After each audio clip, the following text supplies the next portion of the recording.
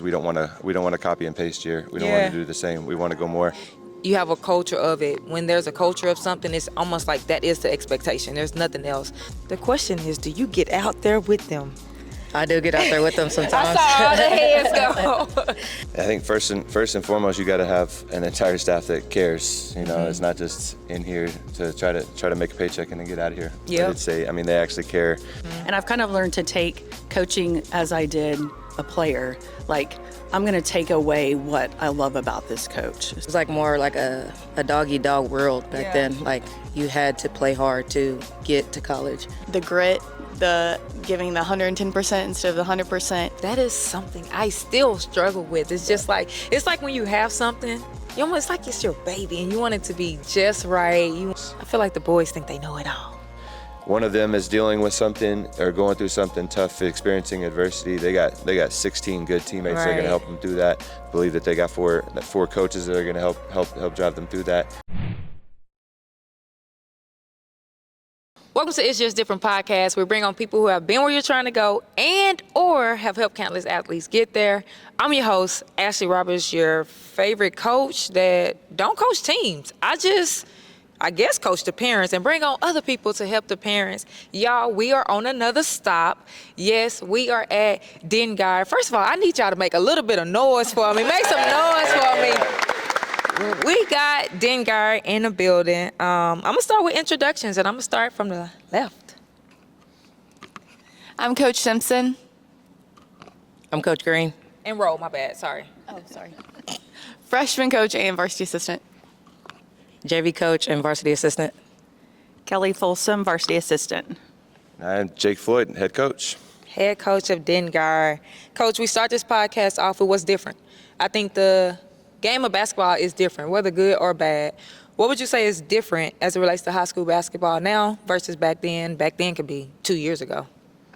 A lot of stuff is different, especially if you go all the way back to our days. Yeah. I mean, these girls are doing this year round, and it's awesome to have the girls that we have because they are in the gym year round. There's just so many different options, so many different challenges for them that we didn't face, I think, coming up. So I think it's important to have, good parents, good coaches, be with the right people, and that's really the challenges we come across fairly consistently is the fact that it's just so different as far as how serious they're taking it, how hard they're working, and a lot of that's good. A lot of that causes some different challenges, but it's a different game. And from what I remember, like, these girls are far more talented than what I was around growing up. Yeah. I remember girls playing basketball like these girls can play basketball. Yeah, see, one is good that you said, like, how hard they're working, because I feel like a lot of people will say, like, the girls are not in the gym like we were in the gym, or like they don't take it as serious. So it's good to hear you say that. I feel like, I don't know, I feel like when I played, I always like to say that we were more like, what's the word? I'm come to you a little bit because we kind of played together. Like, we always have these conversations of like the girls are more talented, but like we had more, I don't even want to say dog. I don't know if that's the right word. Grit. Like grit. Like, what's your thoughts on that? I think it was like more like a dog-eat-dog world back then. Like, you had to play hard to get to college. Now, I mean, they have social media and all that stuff to like expose them. We didn't really have that as much. We had like Facebook, but people weren't on Facebook trying to recruit. So we had to show like how hard we could play against each other while colleges were in the gym to get our scholarships. Yeah, y'all is funny. What is y'all laughing at? All I hear is just the snicker. That's true. Like, I always say, like, I don't know. I feel like it's so much, honestly, pressure. Social media is a good thing, right? It's definitely a good thing and a lot of advantages. But I'm like, how would that have been when we played, like, to know, like, any little thing, it's getting posted. Like, it's getting posted quick. Like, can you just talk about, or any coach, just talk about the benefits of social media and how y'all utilize it for y'all's program? I mean, this year we're trying to do a lot more with social media, especially since we have like a lot of colleges coming to watch our girls and stuff now. So kind of promoting our program so that our younger ones can get that same exposure.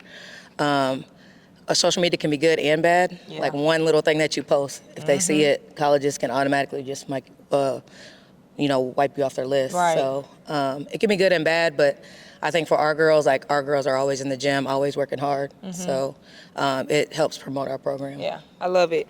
Coach, you just talked about having coaches here this preseason. What was the focus? First of all, season has started. Season has started. I know. Season is here. What was the focus this preseason? One of the things we talk about all the time is it's awesome how many we got back. We accomplished some great things last year, and so fortunately for us, it was a lot of the preseason was kind of cleaning things up, focusing in a little more on details and trying to remind ourselves what gave us some success last year, and then how we're going to build on that. We don't want to copy and paste year. We don't want to do the same. We want to go more. And so just finding out where are these areas where we can push more, where are these areas where we can clean things up to do a little more, to be a little better. And a lot of that is like Coach Simpson owned a lot of our details defensively this year, so we've been working on that a ton in the preseason, because we look a little different defensively. And fortunately for us, like we can do that, because we've already mentioned probably 4 times how hard these girls work outside of here. Right. They do. So we don't have to spend a ton of time on skills and things like that, although we do. But got to hone in a lot on the details defensively, and just start build a little more chemistry with some slightly different lineups and groups that we'll have this year as opposed to what we had last year with the couple that we lost. Yeah, makes sense. Now, and y'all gonna see in a minute, because we're gonna have a little switcheroo here with the players. But will this be the varsity group, or that you haven't? This is the varsity group. Okay. Yes, ma'am. It's huge. Okay, so you'll have. I was like, I want to make sure, but so you'll have 17. Can you just talk about I guess, like, I don't want to say rotations, because we ain't started, but just I guess how you plan to manage that, having so many on the roster? I mean, again, fortunately, we're awesome. Like, we got awesome kids, we got awesome girls, and I think everybody, and we just kind of finished up meetings going into the official start of the season about understanding roles and knowing what our roles are. And like everybody brings a little something different to the table. There's a lot of girls that will be asked to do a ton on the court. Yeah. We got girls that are excellent leaders off the court. Like some girls you'll see going crazy on the bench all the time. Yeah. That just brings energy into everything that we do. So it's not gonna be, it's not easy to manage. I love the fact that it's competitive, because you always got somebody chasing, you always got somebody right there trying to take what you have, which is awesome. We got like two freshmen back here that aren't just going to come in and say, hey, I just want to sit here and chill for a year. Like, they're going to come in and try to play, and that's what we've always had, and that's kind of where a lot of these girls are where they are, is just because they've been pushed by some great teammates for a few years now. I love that. Where are my freshmen? Who's my freshman? All right, which freshman is gonna take this one? Who am I giving this mic to? She pointed at you. Just go ahead and introduce yourself. But your question is, what has been the most challenging part starting your freshman year? My name's Addison. Probably the most challenging part is like trying to, impress like other people. So when you say impress other people, is that more so like your coaching staff or your other teammates, to make sure that you're doing what you need to do? What did that look like? Both, but mainly teammates, just because they've been here before. Okay. So, yeah. I like it. You taking that same question? I'm passing it down to you. I'm Aubrey. I think that learning the rotations, probably learning how everything works, how Guyer plays basketball as a whole, has been different. Yeah. And probably just learning all that stuff. Yeah, that's a good one. I like it. Okay. Now, congratulations on taking the first step, but you need a little bit more. You need a community, the different community. Inside of this community, we got monthly calls, monthly Q&As. I'm bringing in college coaches. I'm bringing in really whoever y'all want to get your questions answered. Not only that, it's a community for parents. You get to engage with each other. You get to communicate with each other, ask questions, and go along this journey together, not alone. Y'all, the community is free for 7 days. Click the link in the description, and I'll see you on the inside. Coaches, I know y'all introduced yourself and talked about your position, but what is your role when it comes to the varsity group, when it comes to helping lead this group to success this year? I think Coach Floyd touched on it, but I have done a lot of the defensive stuff this year, a lot of our half-court defense, and going from being trying to get them to go from being a good defensive team to a great defensive team. I also think as the freshman coach, a lot of relationship building is important on my end. But as far as basketball wise, I think for me, it's encouraging the relationship building and really just consistently being on them detail-wise defensively. That's good. I'm gonna stay with you real quick. You said taking them from going from a good defensive team to a great defensive team. What does that look like? I think just always being in the correct spot, which you're Yeah. never going to be ever. It's impossible. But just really, really, really focusing on. I preach like, okay, if you're supposed to be on the midline, you're on the midline, not one foot away from the midline. And it takes a lot of us just constantly us being on them over and over and over. But the grit, the giving the 110% instead of the 100%, the paying attention to detail. I always tell them, I'm like, for most people, I know defense isn't fun, offense is the fun thing, but if we can go from, again, good to great, that will elevate our season. I love that. So for me, it's kind of being relatable to the girls because like I played in college and a lot of the girls want to play in college as well. So seeing plays that I've seen and try to like talking them through those plays and helping them see the court in a different view since, like I said, like I've played for a long time. And then also me and Coach Floyd kind of take on the offensive perspective. So he's more like the X's and O's, and I'm kind of like, hey, you should have attacked here and things like that. So that's kind of my role on varsity. The question is, do you get out there with them? I do get out there with them sometimes. I saw all the heads go. I do get out there with them sometimes, more so in the preseason, just because we have more time to get up and down the court. Yeah. Once we actually start season, it's kind of focused on them, Yeah. trying to perfect them offensively and defensively. So She just be out there shooting. See, He's that a would be hater. me. Just put me in the corner. he's a hater. Just put me in the corner.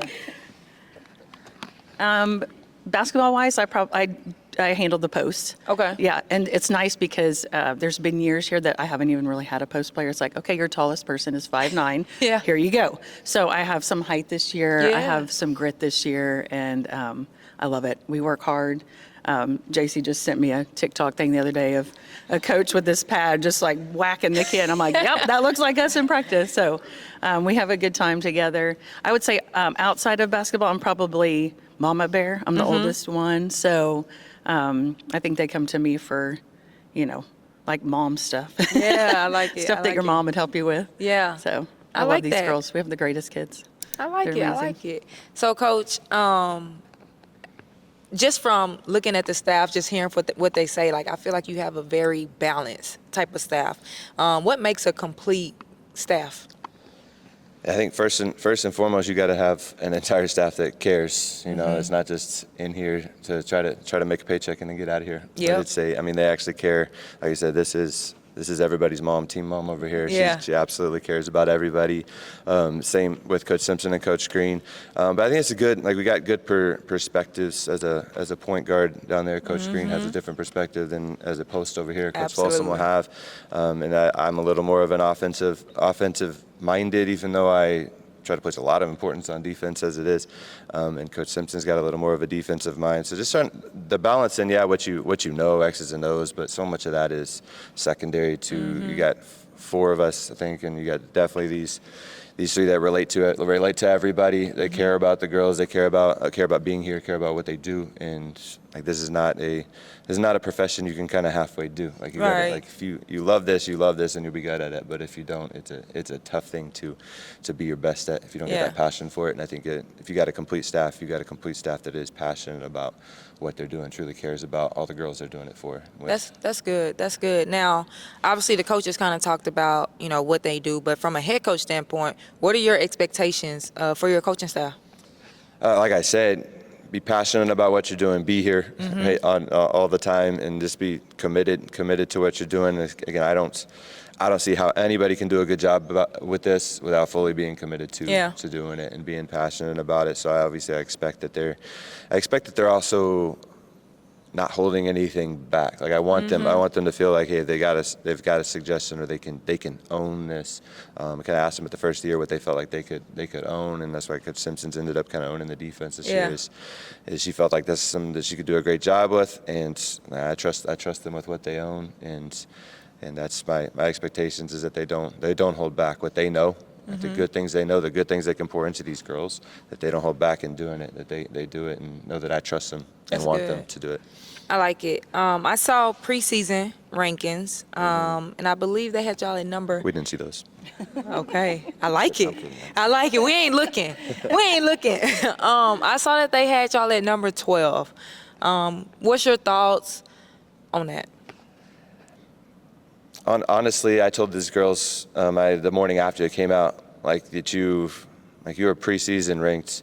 You've done something to deserve that. Like, you earned that. Not every team is, and not every team that's come through here has been. Like, you can take some pride in that, number one. But also, I don't see us as a double-digit best team in the state, and I don't think these girls do either. So, I'm happy that we get to have a chip on our shoulder again, That's because I okay. think that makes us at our best. Yep. When I seen it, I was like, number 12? I think Right. they should definitely be higher. I'm going to a leader back here, or any. I'm gonna go to my point guard, actually.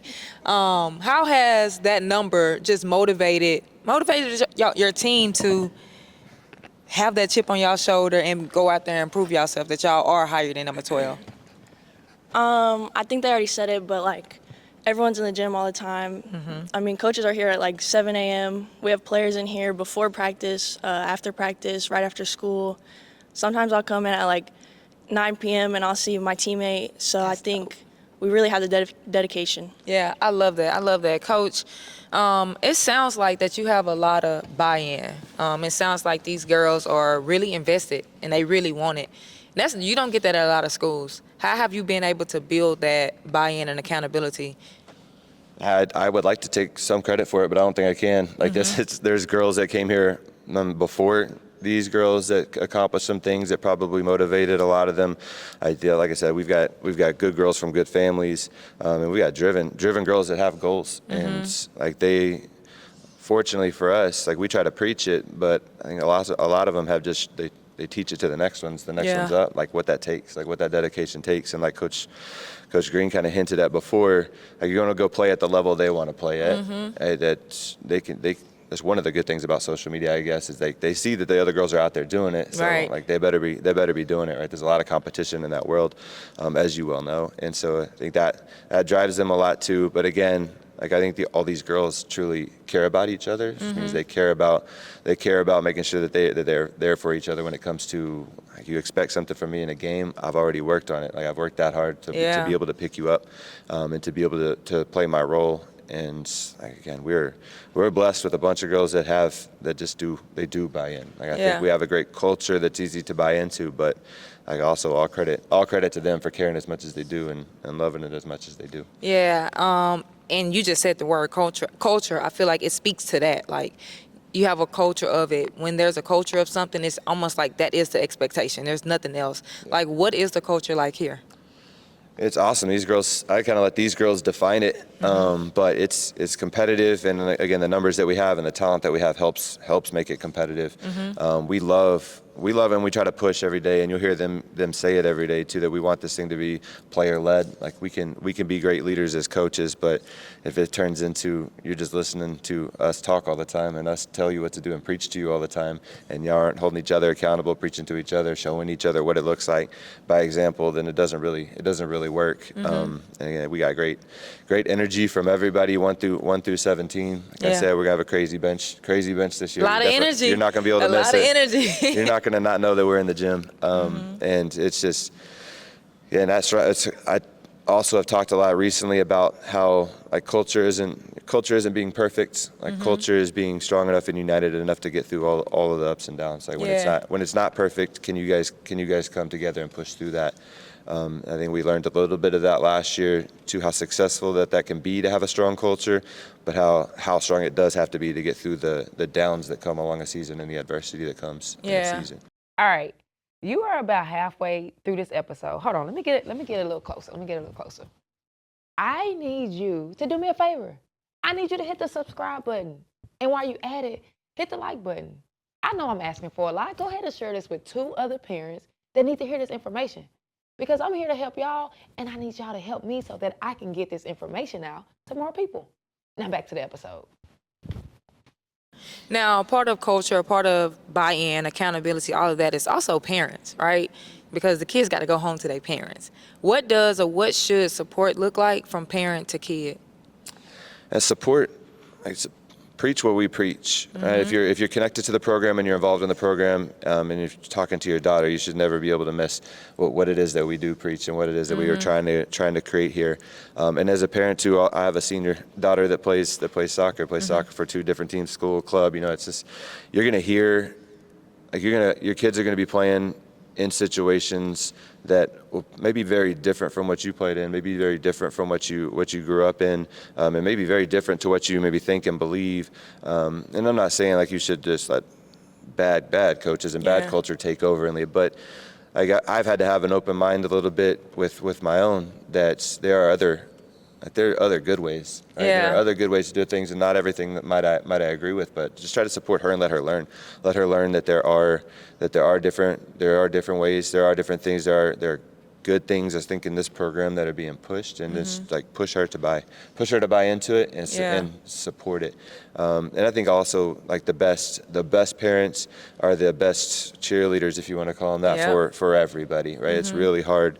I know for like you get really caught up in your own, right? You raised them, that's your girl, but it's like just the best are, and I think we got good ones at just celebrating everybody, cheering for everybody, supporting everybody. If we're trying to create like a family atmosphere here, that family goes outside of here, goes into the stands, back to the house, like everywhere. So it's, I think great parents buy into that family culture that we try to create. Yeah, that's dope. I love it.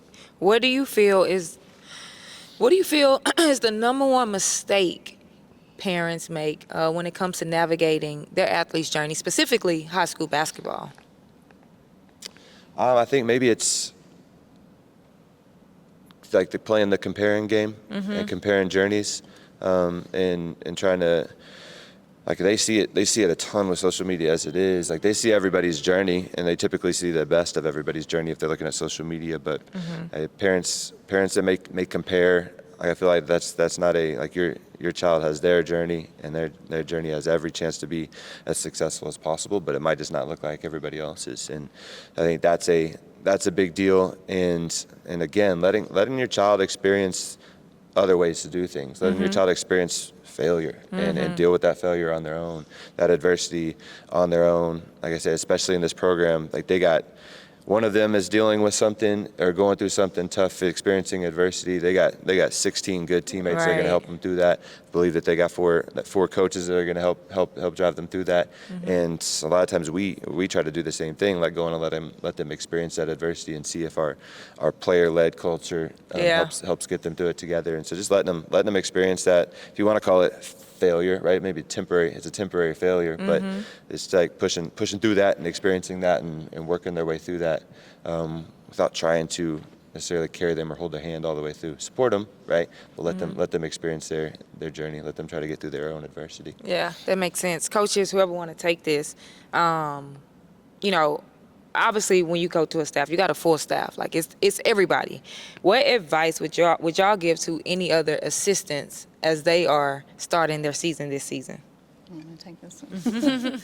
Okay, advice for an assistant. I think, like Coach said, be open-minded to, like, it not just looking like how you want it to look. And I've learned to pause sometimes, just working for different coaches and understanding that there's different ways they do things, there's different ways they approach things. And I've kind of learned to take coaching as I did a player. Like, I'm going to take away what I love about this coach. So, yes, I might not love everything about them, but I'm going to take away this from this coach and this from this coach and kind of make my own self. Yeah. I think Coach Floyd has made it really easy because he is so open-minded to like ideas, and he wants us to bring stuff to the table. So I've never felt like I had to hold anything back with him.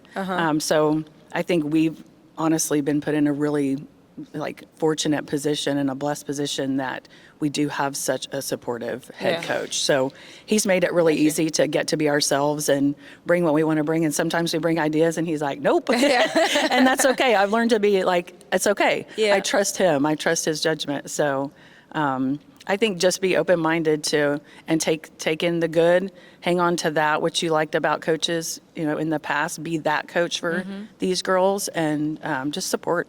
That's it. I like it. I like it. Give me 1 second, ladies. Second part to that, there's some head coaches that's watching this, and they want to know how they can be better and make sure that it's a complete staff and not them just doing everything. What advice would y'all give to the head coach to make sure that they're doing what they need to do where it's a complete staff? Whoever want to take that one. I think a lot of head coaches just want it their way.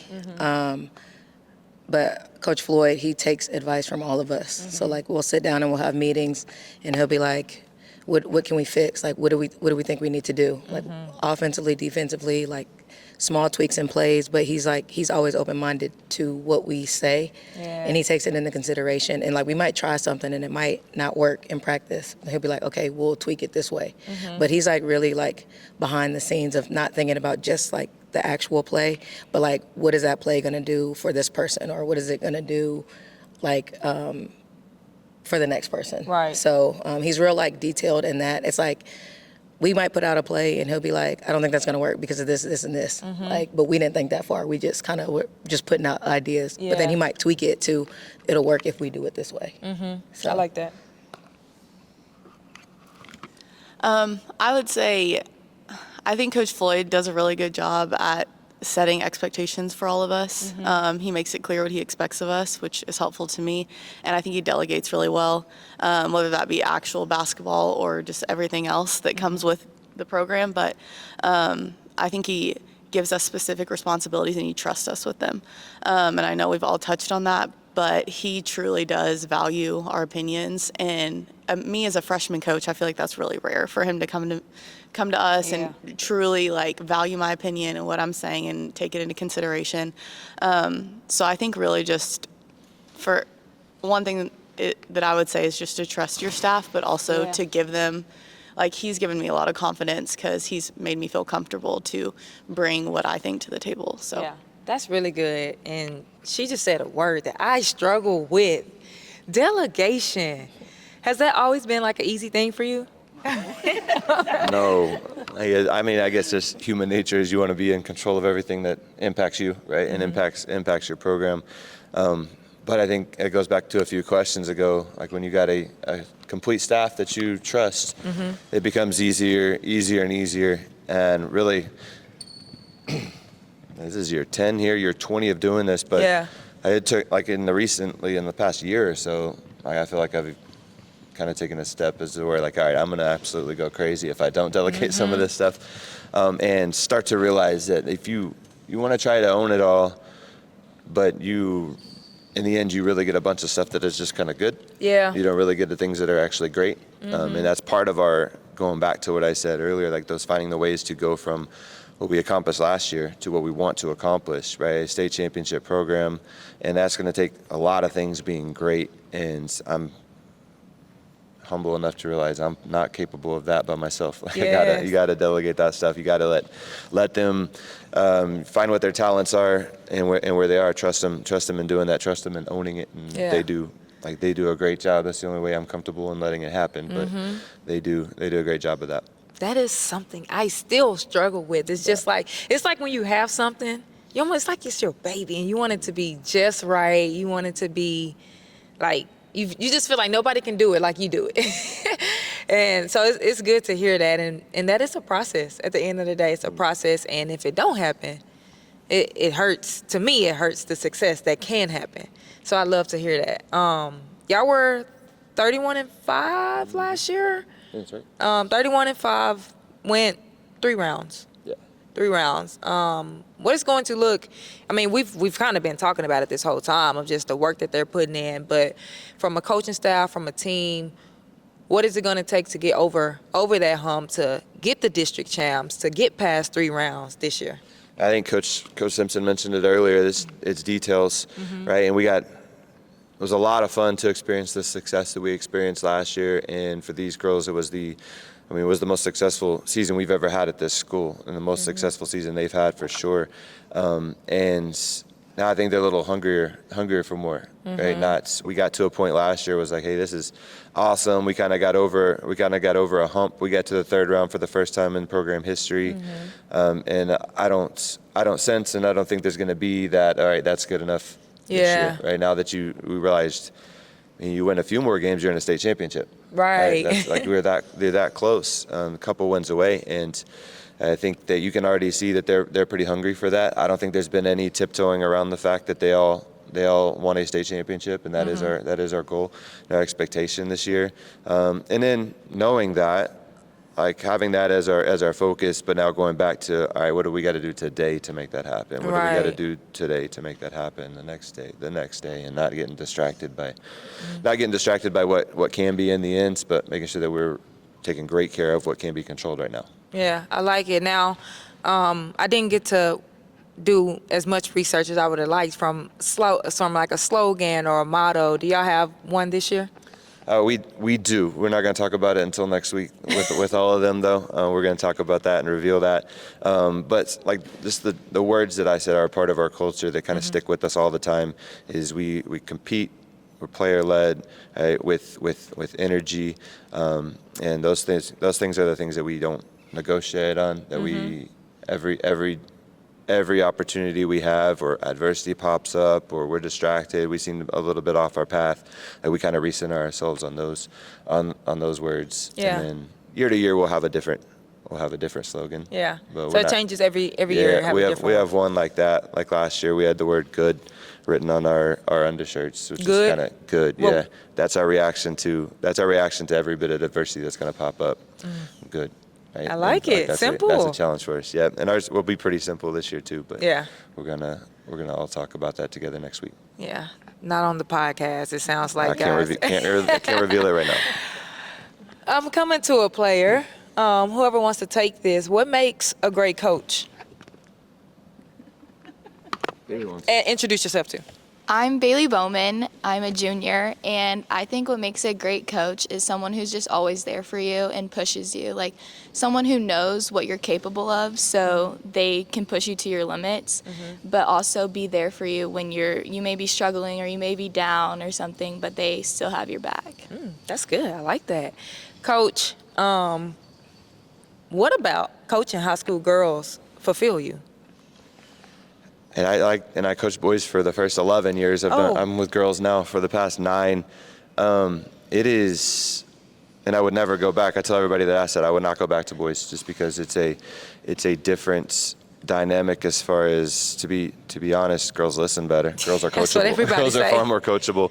Is that what made you switch, or? Partly. I also have 2 daughters. One's a sophomore in college now. One's a senior here at Guyer. But like just that dynamic of, I guess it's probably because I raised 2 girls, turned into a girl dad, so I kind of turned into a girl coach too. But a lot of people don't realize like how much these girls will just open up and commit to you and do exactly what you ask, and they don't work any less hard. In a lot of cases, they work a lot harder. Absolutely. than boys do. They're willing to do everything boys do, and it's a different game.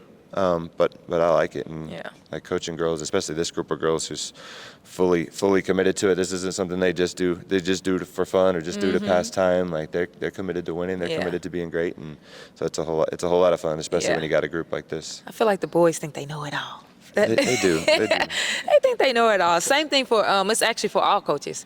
Same question. So what about coaching high school girls fulfill you?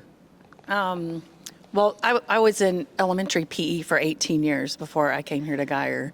Definitely the mom. Yes, yes, I know. Yes. High school's probably hardened me a little bit because I came in a little soft, but I do love it, and I feel like God put me in this place for a reason. And basketball is all I know. Like my first year here, I had a second sport, which was track.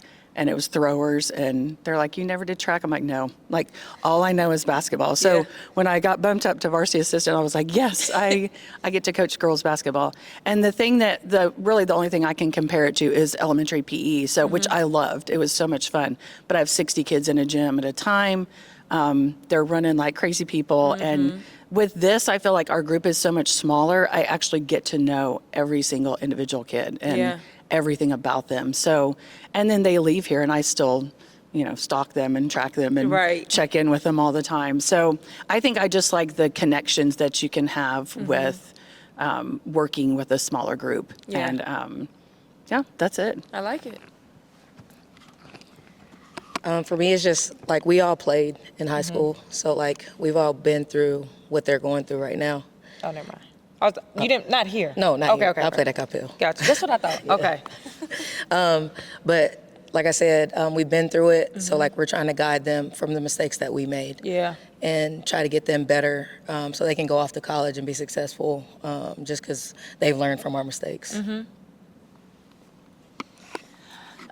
So I coached middle school before, but I love this age because, one, there's so much growth in the 4 years. So what they look like as a freshman is completely different by the time they get to 12th grade.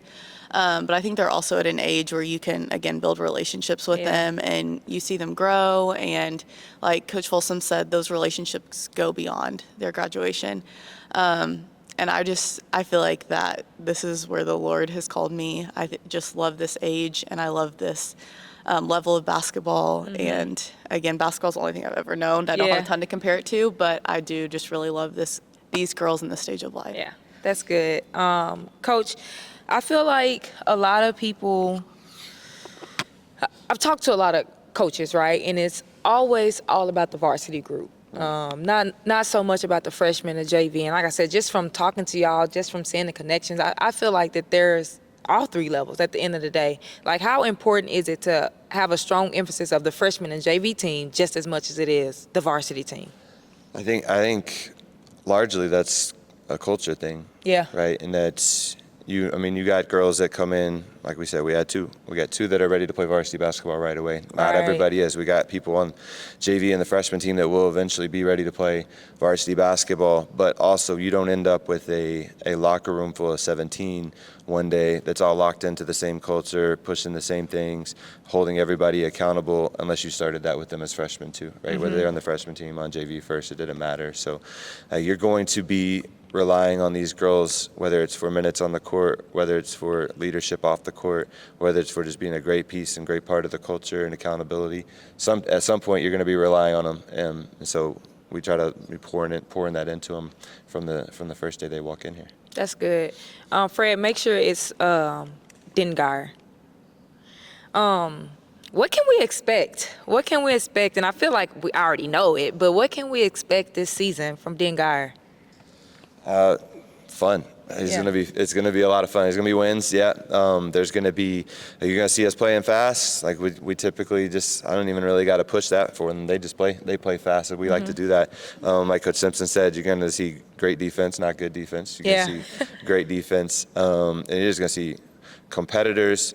The part that you don't see, all the hours that they put in behind the scenes, you're gonna see that come to fruition on the court. And like I said, you're gonna see one of the wildest benches that you'll see in the state. And over there, there's gonna be 12 of them at any time, so it's gonna be crazy. But it's gonna be a lot of fun. A lot of fun to watch. A lot of fun to be a part of. Yeah, it's a lot of I just love the energy that they give.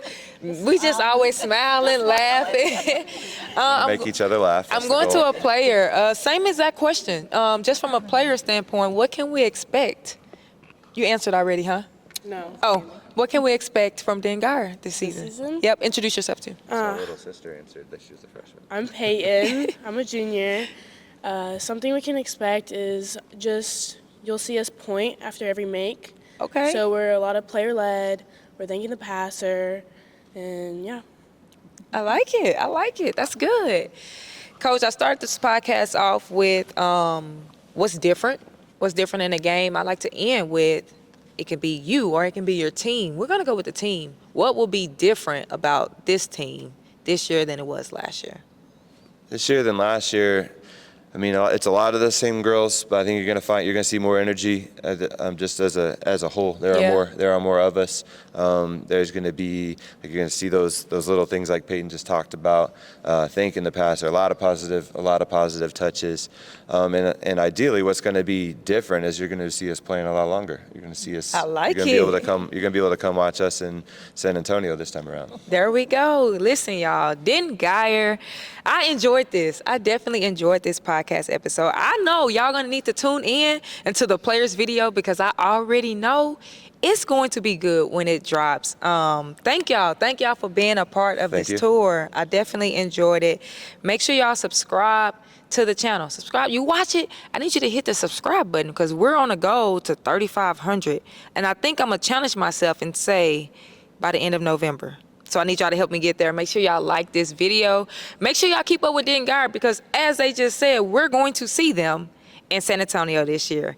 Hit the like button, subscribe to the channel, and I will see y'all next week. Thank you for staying to the very end. For that, I got a gift for you. You see I'm always indifferent, and you can be indifferent too. It's just different. Apparel.com. Use code podcast to get 15% off. And if you did not like and subscribe, go ahead and do that.